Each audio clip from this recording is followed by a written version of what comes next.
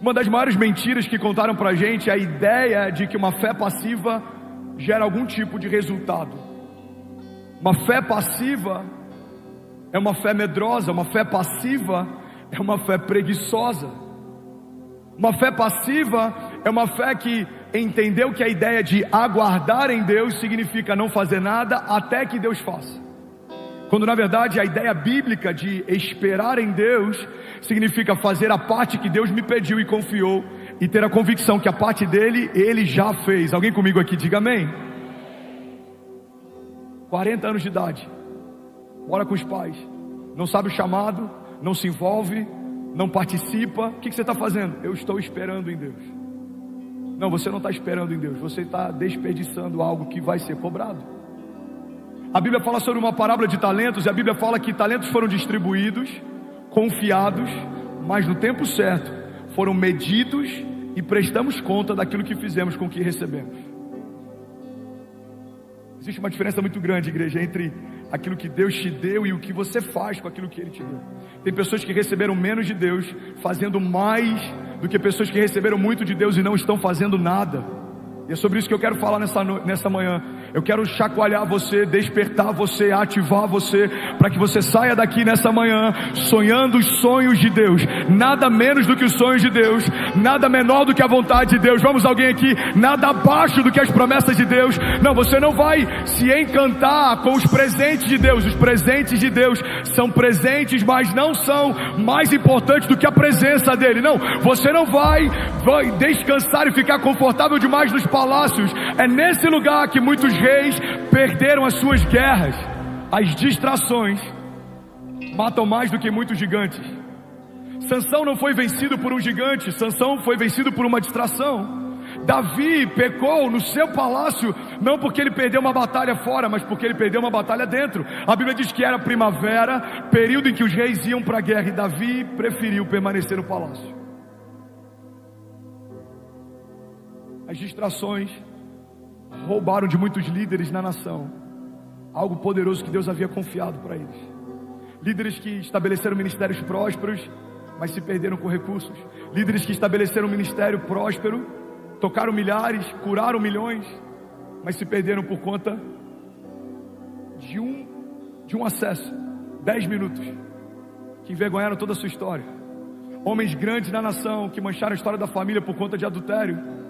Mas assim como nenhum milagre acontece da noite para o dia, as brechas que a gente abre também não acontecem da noite para o dia.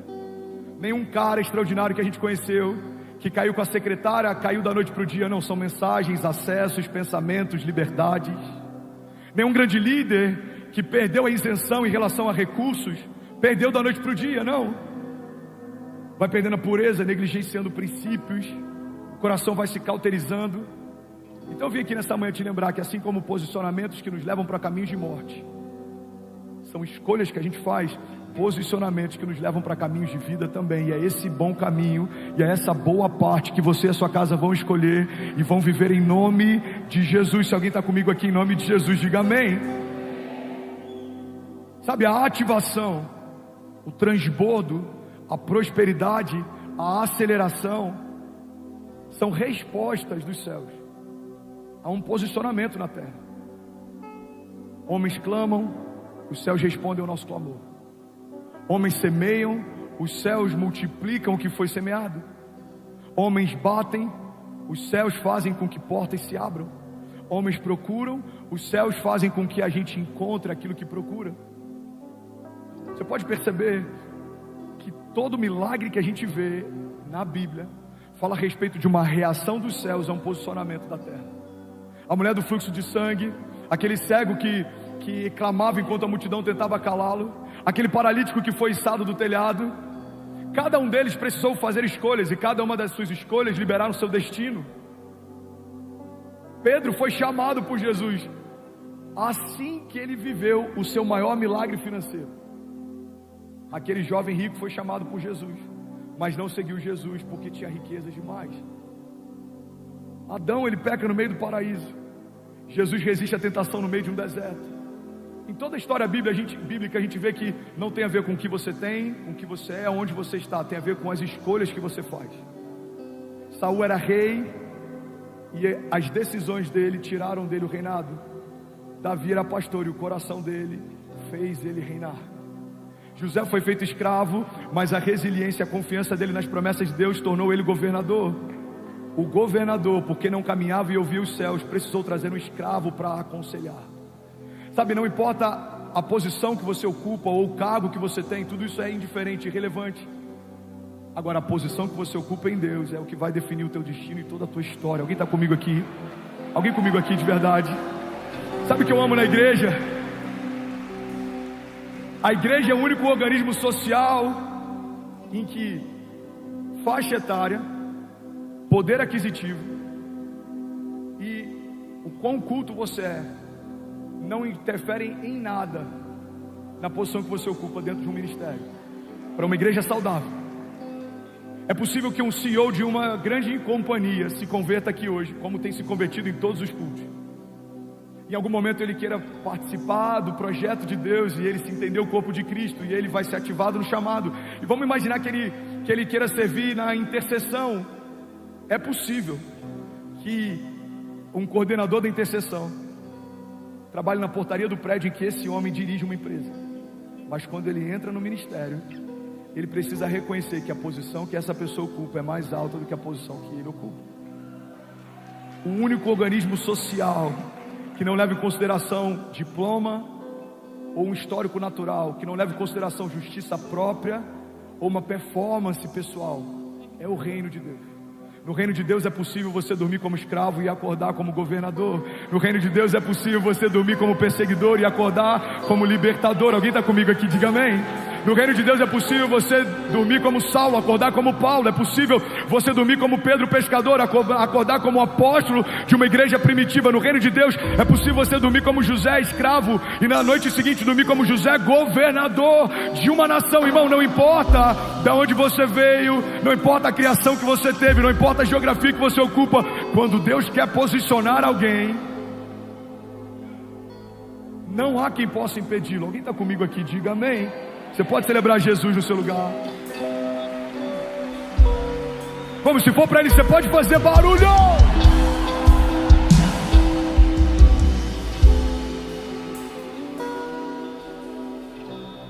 Agora, o que diferencia homens naturais que se tornam extraordinários e homens extraordinários que escrevem uma história ordinária?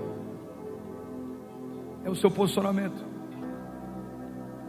é o seu nível de obediência, é o seu nível de resiliência, é o seu nível de honra.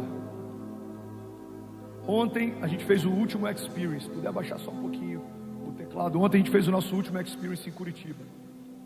Percorremos 6 estados em 6 dias, em algumas cidades 2 sessões, café à tarde com todos os pastores todos os dias, reunião depois dos cultos todas as noites. Fizemos o Experience, mais de 10 mil pessoas no auditório, 130 mil pessoas online. No dia seguinte embarcamos de novo.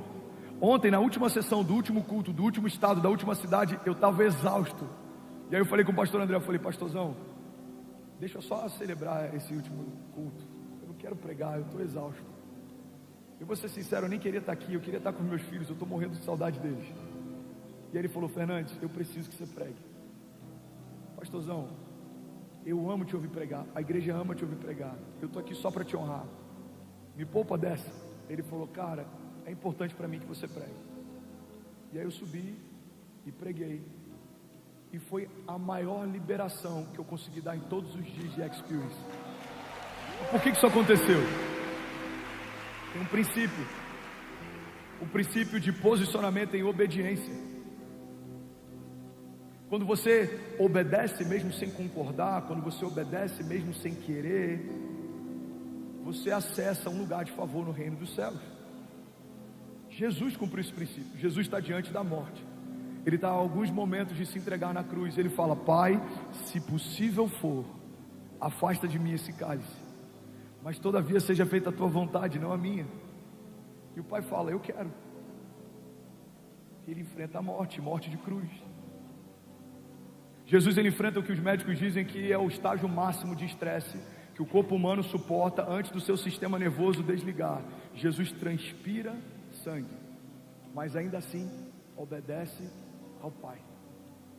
Em todos os momentos na Bíblia a gente vê Jesus chamando o Pai de Pai. Dizem que Ele é bom e Ele fala, não, bom é o Pai que está nos céus. Perguntam como que Ele faz as coisas que Ele faz, Ele diz, eu só falo o que eu ouvi o meu Pai falar, eu só faço o que eu vi o meu Pai fazer. O único momento da história bíblica, antes da crucificação, em que vemos Jesus chamando o Pai de Deus, é quando Ele está na condição de pecado, crucificado sobre o madeiro. Pela primeira vez Jesus não chama o Pai de Pai, Ele chama o Pai de Deus. Ele fala, Deus meu, por que me desamparaste? Irmão, o único Filho de Deus enfrentou a separação para cumprir algo que o Pai pediu. E a gente acha que vai viver a plenitude da vontade de Deus sem fazer o que Deus está nos pedindo. Se nem Jesus foi poupado, irmão, de caminhar em obediência, não acredite que a gente pode fazer o que quer e vai viver o que Deus disse que a gente viveria. A única pessoa que pode frustrar os planos de Deus sobre a sua vida é você. Porque quando Deus profetizou algo, prometeu algo, comunicou algo, existe uma dinâmica criativa nos céus. Tudo que sai da boca de Deus se torna automaticamente uma realidade nos céus. Então quando Deus falou a respeito de um filho, esse filho já é real. Quando Deus falou a respeito de uma nação, essa nação já foi te confiada. Quando Deus falou a respeito de um ministério, esse ministério no céu já existe. Mas pode ser que para você ele nunca se torne palpável. Por quê? Porque se você não se posiciona na terra, você não consegue tomar posse das realidades dos céus. Bill Johnson diz que a fé significa nos apossarmos das realidades dos céus e colidirmos violentamente com as realidades ao nosso redor, porque o reino inferior não subexiste. Então é possível, quero fazer uma analogia aqui, que exista um André na terra e exista um André no céu. O André no céu é o André de Deus, é o André que Deus sonhou, gerou, profetizou, é o André que carrega promessas. Mas o André da terra pode se tornar um espelho do André do céu, ou não. Sansão não morreu se tornando quem Deus chamou ele para ser, mas não foi uma escolha de Deus, foi uma escolha de Sansão. Davi não precisava ter a mancha no seu ministério e dentro da sua família como teve, mas foi uma escolha de Davi, não foi uma escolha de Deus. Todos os heróis da fé fizeram boas escolhas e escolhas ruins, mas eles estão na galeria dos heróis da fé porque fizeram mais escolhas boas do que ruins. Irmão, guarda isso aqui em nome de Jesus. A gente vai errar no meio da nossa jornada, a gente vai forçar portas que a gente achou que a gente estava rompendo elas, a gente vai entrar em ambiente que a gente achou que foi Deus quem proveu, mas na verdade era a gente que queria. A gente vai fazer projetos que a gente achou que era uma ideia de Deus, mas na verdade eram ideias nossas, e está tudo bem. Agora o que você não pode perder é o temor de, quando entender que não é de Deus, voltar para o lugar que Deus pediu para estar. Talvez você está aqui nessa manhã e você abriu concessões na tua empresa, você abriu brechas na tua casa, você negligenciou o teu chamado, você deixou para o passado ou escondeu sementes. Mas Deus te trouxe aqui nessa manhã e está usando alguém exausto para te falar a respeito de posicionamento e obediência, para que você nunca tenha desculpa para dizer, eu não tenho tempo, eu estou cansado, eu não consigo. Não, o Deus que fez os céus e a terra se entregou nu numa cruz, e ele foi rasgado e não havia mais sangue, vertia a água dele e as suas vestes foram lançadas entre aqueles que os castigavam, e ele não deu uma palavra, e ele foi até a morte como uma ovelha no matadouro. Ele se entregou. Irmão, guarda isso em nome de Jesus. Se você enfrentar os processos que Deus te chamou para enfrentar, você vai viver a redenção que Deus te chamou para viver, porque a palavra de Deus diz que ele se entregou, mas ao terceiro dia ele ressuscitou. Aleluia, aleluia. Alguém comigo aqui? Ainda bem que eu vi Jesus. Sabe, existem muitas simbologias ou tipificações de Cristo na antiga aliança, apontamentos de Cristo na antiga aliança. A gente vê isso, por exemplo, naquela serpente de bronze levantada no meio do deserto. Deixa eu abrir um parênteses e te contextualizar bem rápido. A Bíblia diz que uma serpente começa a matar o povo no meio do deserto. Então Deus pede para que eles façam uma serpente de bronze e coloquem num lugar bem alto. Então todas as vezes que alguém era picado, você olhava para aquela serpente, você era curado. Mas qual que é o simbolismo disso? A serpente de bronze já apresentava o Cordeiro de Deus na antiga aliança, porque biblicamente o bronze simboliza o juízo. Então quando você olhava para a serpente e o seu veneno era curado, simbolicamente o que Deus está dizendo é que nós fomos libertos, salvos, porque alguém tomou sobre si o nosso pecado, para que nós fôssemos libertos. A serpente de bronze no deserto apontava para Jesus. O pedido que foi feito a Abraão apontava para Jesus. Abraão entrega o seu único filho como sacrifício, ele provê um cordeiro para que seja entregue e morto, já apontava para Jesus. A gente vê Jesus implícito em vários momentos, a gente vê Jesus apontado em vários momentos, a gente vê Jesus simbolicamente em vários momentos. Mas sabe o que eu acho interessante? Você está comigo? Diga amém.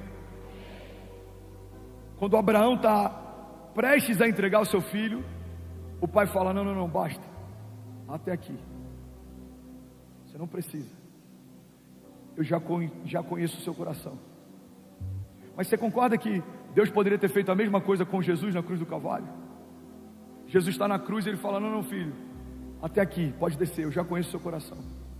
Mas por que Deus não fez isso? Porque a cruz não era para testar o coração de Jesus. Jesus precisava morrer naquele madeiro, por um princípio. Jesus, guarda isso aqui, irmão, só poderia ressuscitar se ele tivesse morrido. Logo, o novo de Deus na sua história só pode acontecer quando o velho morrer também. O novo não é uma reforma de Deus sobre algo velho que permanece de pé, não. O novo de Deus significa algo novo sendo gerado no meio das ruínas do seu passado. O que existia não existe mais, o que você fazia não faz mais, o que você falava não fala mais, o que você pensava não pensa mais, o que você gostava não gosta mais, porque Deus está fazendo uma coisa nova. Alguém comigo aqui em nome de Jesus? Em Abraão ele fala: não precisa, eu só quero testar o seu coração. Mas em Jesus ele fala: você tem que morrer, porque só pode ressuscitar o que morreu um dia. Irmão, guarda isso aqui: Deus não usa nada que já foi usado. Como assim, pastor? Me explica a história de Saulo então. Me explica a história de vários homens, me explica a sua história. Não, irmão, Deus não usa nada que já foi usado, é por isso que ele quebra e faz algo novo. Deus não usa o Saulo velho, não. Deus usa o Paulo novo. Deus não usa o André como ele estava, não. Deus matou o André e fez o André novo. Deus não vai usar a sua casa melhorando a conduta moral, não. Deus quer fazer uma nova casa, uma nova família, novos sonhos, novas vestes, novos passos de fé. Alguém comigo aqui em nome de Jesus? Aleluia, aleluia. Em que momento entendemos que evangelho é uma moderação de usos, costumes e condutas? Em que momento reduzimos a verdade do novo nascimento e o poder de uma aliança feita com o sangue do próprio Deus a um clube social que xinga menos ou não xinga, bebe menos ou não bebe? O evangelho não é só sobre você ser alguém comedido ou conservador. O evangelho fala a respeito de um escravo que se tornou filho. Fala a respeito de alguém que era cativo e agora é um libertador. Fala a respeito de alguém que viveu um milagre e agora é um canal de milagres. Fala a respeito de alguém que foi curado e agora por onde passa a cura. Fala a respeito de alguém que foi chamado e aceitou o chamado e agora por onde passa algo acontece. Irmão, o evangelho é loucura para quem não crê, mas para nós que cremos ele é o poder de Deus.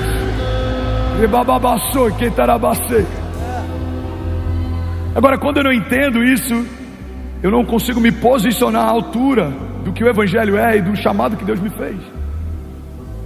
Não, eu estou posicionado, pastor. Todo domingo eu estou lá, sempre que dá o dizimo. De vez em quando eu até sirvo.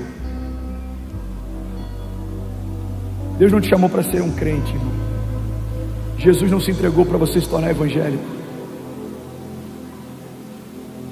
O unigênito de Deus não morreu para você fazer parte de um clube. Não, você foi chamado para ser um libertador. Você foi ungido por Deus. Você foi separado por Deus. Você foi chamado por Deus. Você foi sonhado por Deus. A Bíblia diz que fomos reconciliados com Deus através do sacrifício físico de Jesus. Mas não só isso, recebemos também da parte dele o ministério da reconciliação. Você é um reconciliador. Você é um agente de paz. Você é um agente de justiça. Por onde você passa, coisas acontecem, ou pelo menos deveriam acontecer. Quando algo sai da sua boca, é revestido de graça e sabedoria. Você tem a palavra certa na hora certa. Você não é pessimista, porque não dá para ser pessimista enxergando o que os céus dizem a respeito do nosso futuro. Não, você vê o que ninguém vê, você crê no que ninguém crê, você vive o que ninguém vive. Essa é a dinâmica da fé. A fé nada mais é do que ver o invisível, crer no inacreditável, se mover pelo impossível. O mundo natural diz: não dá, não vai acontecer, não tem como. Os homens espirituais dizem: já aconteceu. Aleluia. Aleluia. Agora a nossa medida está tão baixa que pregar cansado parece martírio, que crer no impossível parece que você é um visionário, que não desanimar quando está doente ou no leito parece que você é crente demais. Quando eu estava doente, as pessoas surpreendiam porque eu não me abatia, eu não me entreguei. Mas eu falei para eles: eu prego por anos a respeito de um Deus de milagres. Eu falo para as pessoas não se abaterem no dia mal. Agora a minha mensagem tomou vida. O meu sermão virou gente. Como que as ovelhas que eu falo por anos que não podem se abater no dia mal vão me encontrar batido no dia mal? Eu preciso caminhar à altura daquilo que eu prego. Aí alguns falam: Fernandes, você é um visionário, você está enxergando algo grande. Não. Isso não é ser um visionário, isso é ser coerente. O Deus que fez tudo que não existia em 6 dias, o Deus que fez do barro o homem e do osso a mulher, o Deus que resetou a terra e fez uma arca se tornar um lugar de novos começos, o Deus que mudou a história através do sacrifício do único filho e chamou ele da morte ao 3º dia. Esse mesmo Deus me chamou para ver o que ele está vendo, crer naquilo que ele está falando. Então não tem espaço, irmão, para caminhar abaixo daquilo que ele já me mostrou. O que a gente precisa gastar tempo é vendo o que Deus está vendo. E depois que você enxergar isso, você precisa caminhar à altura daquilo que ele te mostrou. No mundo dos negócios eles chamam de big picture. Você tem que ter uma big picture, ou você tem que ter um big idea. Você tem que ter uma ideia principal, você tem que ter algo que ancora tudo que vai ser construído no entorno. Mas no reino de Deus, isso é promessa, palavra. Deus te prometeu algo, Deus te mostrou algo, Deus te falou algo. E enquanto ele te falava, isso já se tornava realidade. A questão não é se aquilo que Deus falou é real ou não. A questão é se você vai acessar o lugar onde ele guardou isso. A Bíblia diz que Deus já nos abençoou com todas as bênçãos espirituais nas regiões celestiais em Cristo Jesus. Você está comigo? Quando Deus promete algo a alguém, instantaneamente o que foi prometido já é real. Mas ele está guardado nas regiões celestiais em Cristo Jesus. Você precisa acessar. Quantos traficantes carregam nomes de profetas? Quantos deles você crê que vão ter o mesmo destino que os profetas? Agora, o que mudou o destino deles? São as escolhas, não as promessas. Cada um deles tinham promessas tão gloriosas como você tem.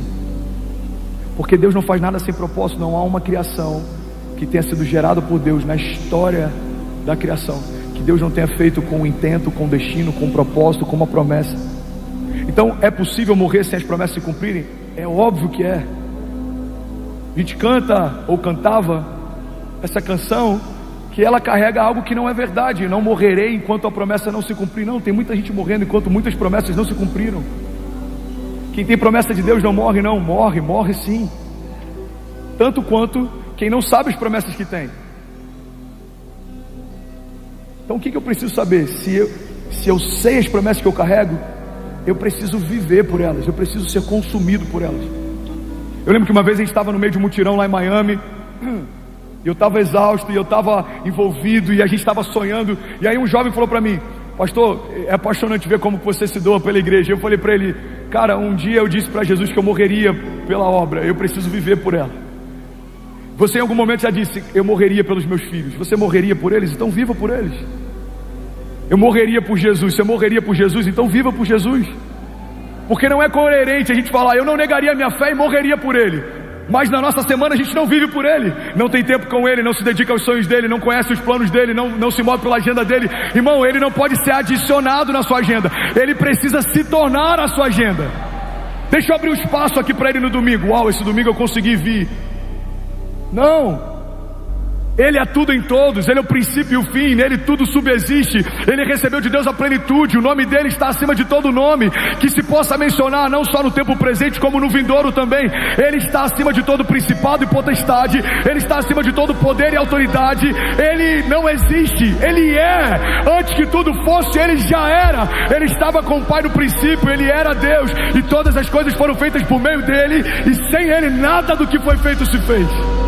Ele te viu quando ninguém via, Ele te fez quando nada existia, Ele te nomeou antes dos seus pais existirem ou te nomearem.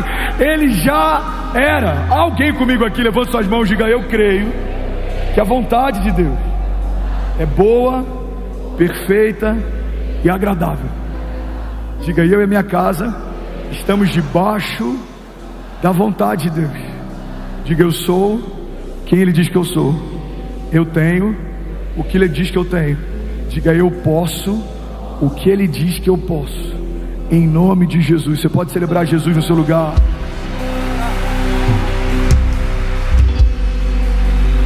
Vamos, alguém aqui pode fazer barulho nessa manhã? Aleluia.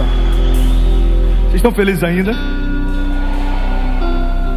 Jesus, Espanha, Austrália, Angola, Suíça, Paraguai, França. Somos mais de 15 mil famílias conectadas agora pela manhã. Você pode celebrar.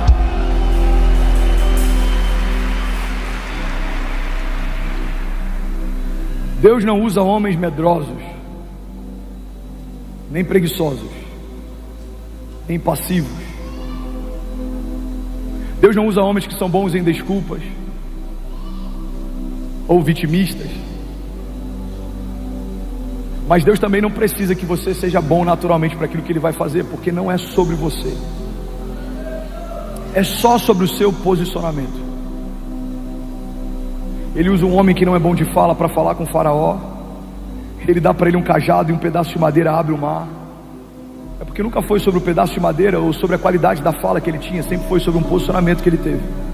Deus disse vai, e ele foi. Deus disse fala, ele falou. Deus disse confia, ele confiou. Deus disse toca, ele tocou. E tudo aconteceu a partir dos posicionamentos que Moisés teve. Nunca foi sobre a capacidade produtiva de Noé, ou sobre a tecnologia de engenharia daquela arca. Sempre foi sobre o posicionamento de Noé.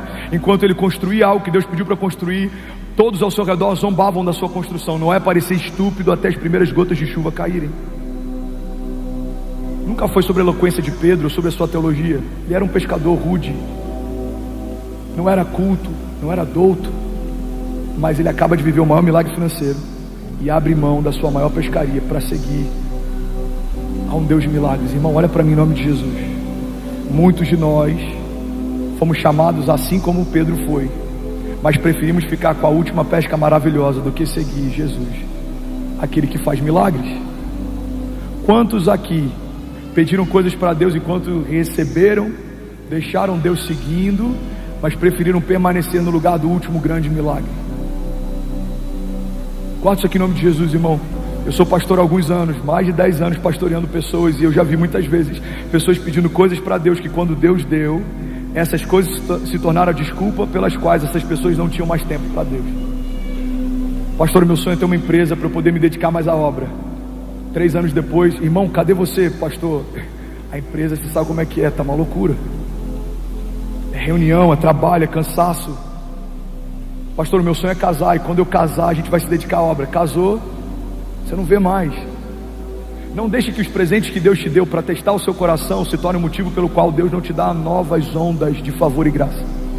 Quando Pedro recebe uma pesca maravilhosa, ele recebeu mais do que um milagre pontual. O coração dele foi testado, porque se ele abre mão de uma rede cheia para me seguir, eu posso confiar para ele uma geração. Ele não vai se perder. Por que Jesus não chama Pedro enquanto as redes estão vazias? Por que Jesus, quando viu Pedro frustrado, não chamou ele para segui-lo? Porque se o Pedro frustrado segue Jesus, o peso do posicionamento de Pedro era diferente. Mas quando Pedro abastado, que acabou de viver um milagre, as redes estão cheias, segue Jesus, o peso da renúncia dele é diferente. Quantas coisas a gente já deixou de viver em Deus porque preferiu o conhecido ordinário do que teve coragem de se lançar no extraordinário desconhecido de Deus? Deus está falando com alguém aqui nessa manhã? Estamos em Alphaville. Para alguns a terra do networking, para outros a terra da oportunidade, para nós a terra do avivamento. Vamos quebrar cada um dos altares que foram estabelecidos aqui. Não, nós amamos a Deus mais do que o dinheiro. Alguém aqui? Amamos a Deus mais do que oportunidades. Amamos a Deus mais do que acessos naturais. Amamos a Deus mais do que estratégias humanas. E porque amamos a Ele mais do que todas essas coisas, Deus vai nos dar acessos, recursos, estratégias, avanço, multiplicação. Porque a palavra de Deus nos dá um conselho: busque em primeiro lugar o meu reino e a minha justiça, e essas coisas vos serão acrescentadas.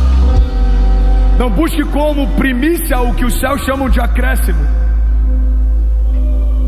Busque o meu reino e essas coisas serão acrescentadas. Então Deus está dizendo: isso é primícia, isso é acréscimo. Mas quando a gente está perdido, a gente busca em primeiro lugar a estabilidade e a realização dos sonhos, a nossa agenda pessoal, as nossas vontades, e em algum momento acrescentamos ao reino. Irmão, não trate, fala para quem está do seu lado, não trate como acréscimo o que os céus chamam de primícia. Plantados na casa do Senhor, florescerão nos seus atos, diz a palavra. Alguém comigo aqui ainda? Alguém feliz com Jesus ainda?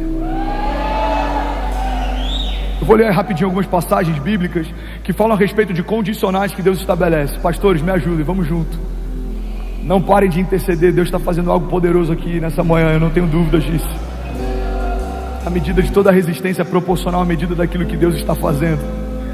Quando Davi é um pastor, animais levantam para tentar pará-lo. Quando ele se torna rei, o inferno comissiona reis para tentar pará-lo. Quando você é alguém que tem voz para um bairro, resistências no bairro vão tentar te parar. Quando você se torna uma voz da nação, vozes na nação vão tentar te parar. Irmão, a cada nova medida de honra e de autoridade e de unção, você vai enfrentar uma nova medida de resistência e de levantes e de tribulações. Então, se nessa manhã o nosso desafio, e do seu pastor em especial, é o cansaço, eu creio que existe uma onda de renovo e de liberar de Deus sobre nós como igreja. Por isso nós declaramos em nome de Jesus, a despeito de todo levante, de toda resistência, de todo desafio, a despeito de toda tribulação ou tempestade ou gigante, a despeito de toda palavra contrária ou arma forjada contra nós, a despeito de tudo que é natural, de tudo que é feito por homens, a despeito de tudo que é temporário, passageiro, estamos debaixo de uma palavra de Deus, e a palavra de Deus nos garante que todas essas coisas podem passar, mas as palavras dele sobre nós, elas não passarão. Alguém quer isso aqui em nome de Jesus? Será que você pode fazer barulho? Aleluia. Aleluia. Sabe, existem promessas condicionais. Existem promessas que Deus espera de nós algo, e se cumprimos o que Ele pediu, Ele libera sobre nós o que Ele prometeu. 2 Crônicas 7:14 diz: se o meu povo. Esse é um termo condicional. O problema é que às vezes a gente lê 2 Crônicas 7:14, a gente quer viver o final desse texto, mas não cumprimos o princípio do início deles. Olha para mim, irmão. Se o meu povo, que se chama pelo meu nome, se humilhar e orar e buscar a minha face e se arrepender dos seus maus caminhos, aí vem a resposta: dos céus ouvirei. Levante suas mãos em nome de Jesus. Perdoarei o seu pecado e sararei a sua terra. Quando nos frustramos, quando questionamos por que Deus não está ouvindo dos céus e não está perdoando e curando a nossa terra, mudando a nossa história, sarando a nossa casa, mas não dá para questionar a Deus pela resposta que não veio, se os céus ainda não ouviram o nosso clamor. Quando você faz a primeira parte, Deus faz a parte dele. Quando você vive o processo, Deus cumpre a promessa. Quando você vive o princípio, Deus cumpre aquilo que te prometeu. A palavra de Deus está dizendo: se o meu povo se humilhar, se arrepender e clamar, aí vem a resposta: dos céus eu ouvirei, perdoarei e sararei a sua terra. Jeremias 29:13 diz: vocês me procurarão e me acharão quando me procurarem de todo o vosso coração. Lucas 24:49 diz: e eu lhes envio a promessa do meu Pai, mas fiquem em Jerusalém até serem revestidos do poder do alto. João 15:7 diz: se vocês permanecerem em mim e as minhas palavras permanecerem em vocês, me pedirão o que quiserem e lhes será concedido.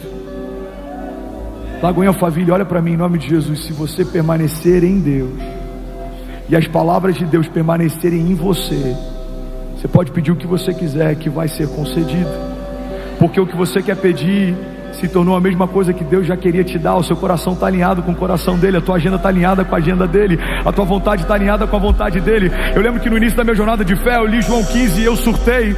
Eu falei: irmão, eu posso pedir o que eu quiser e Deus pode me dar? Aí meu discipulador Zé, na época, falou: pode, se você estiver nele, as palavras dele estiverem em você. Eu falei: mas eu posso pedir o que eu quiser? Pode, se você estiver nele, as palavras dele estiverem em você. Eu falei: mas o que muda? Ele falou: muda que quando você está nele, as palavras dele estão em você, o que você quer pedir já é o que ele queria te dar. Você se tornou um, não tem espaço, não tem divisão. Vamos, alguém aqui, você vai pedir: pai, eu quero uma família. Ele fala: bom pedido, eu vou te dar uma família. Eu já queria te dar, filho. Pai, eu quero uma nação. Uau, muito bom. Eu já queria te confiar, porque você agora me pede aquilo que eu já desenhei a teu respeito. O salmista diz: todos os meus dias foram escritos pelo Senhor no seu livro, antes de qualquer um deles existir. Vamos, levante suas mãos, deixa eu profetizar sobre alguém aqui. Feche teus olhos em nome de Jesus. Pai, nós cremos numa igreja alinhada com a tua agenda. Nós cremos em famílias que caminham debaixo da tua vontade. Nós cremos em homens que governam na terra porque ouvem os céus.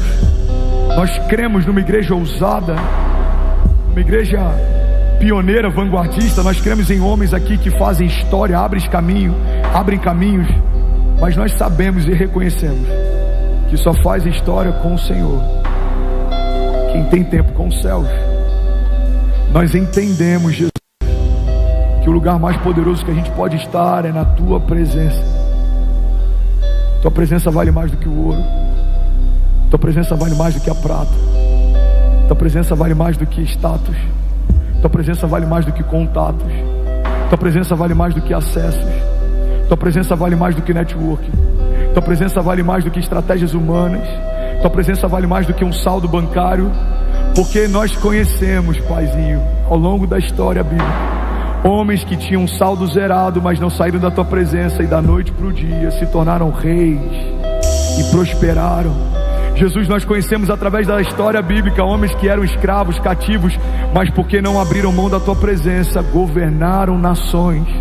Pai, eu declaro sobre homens e mulheres aqui posicionados, que não importa o saldo que eles têm, a geografia que eles ocupam, a família que eles vieram, que tipo de criação eles tiveram, não importa, Jesus, como foi o último ano, não importa como foram os últimos 10 anos, se a gente se posicionar a partir de hoje, se nós cremos e não duvidarmos, se nós clamarmos e nós buscarmos, se nós confiarmos no Senhor, a partir de hoje, o Senhor vai trocar nomes de pessoas aqui nessa manhã, o Senhor vai trocar vestes de homens e mulheres nessa manhã, o Senhor vai liberar destinos proféticos de famílias inteiras nessa manhã.